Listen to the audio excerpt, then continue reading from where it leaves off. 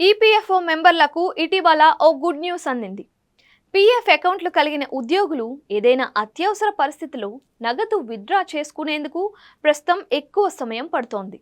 అయితే ఈ సమస్యకు త్వరలో చెక్ పెట్టనుంది కేంద్ర ప్రభుత్వం. ఈపీఎఫ్ నుంచి ఏటీఎంల ద్వారా నగదు విత్డ్రా చేసుకునే అవకాశం కల్పించనుంది. ప్రస్తుతం ఇందుకు సంబంధించిన ప్రక్రియ ప్రారంభమైంది.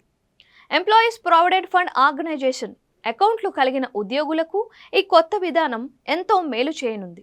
అయితే ఈ విధానంపై కొంతమంది భిన్నాభిప్రాయాలు వ్యక్తం చేస్తున్నారు. ఏటీఎంల ద్వారా పీఎఫ్ నగదును విత్డ్రా చేసుకునేందుకు వీలుగా సంబంధిత ఐటీ వ్యవస్థలను అప్గ్రేడ్ చేస్తున్నట్లు ఇటీవలే అధికారులు వెల్లడించారు. అయితే గతంతో పోలిస్తే ప్రస్తుతం పీఎఫ్ నగదును వేగంగా విత్డ్రా చేయగలుగుతున్నారు.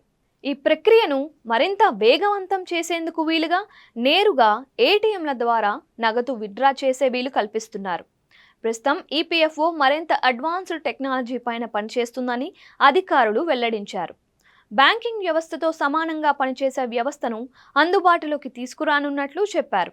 పీఎఫ్ అకౌంట్లోని నగదును ఏటీఎంల నుంచి నేరుగా విత్డ్రా చేసుకునేందుకు వీలుగా కొత్త కార్డులను అందించనున్నట్లు తెలుస్తోంది.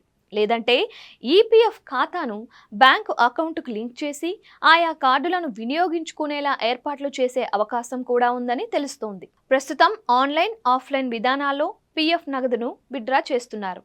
గృహ నిర్మాణం, ఆరోగ్య సమస్యలు, ప్రకృతి వైపరీత్యాలు సహా ఇతర సందర్భాల్లో ఎంప్లాయీస్ ప్రావిడెంట్ ఫండ్ అకౌంట్ల నుంచి నగదు విత్డ్రా చేసుకోవచ్చు.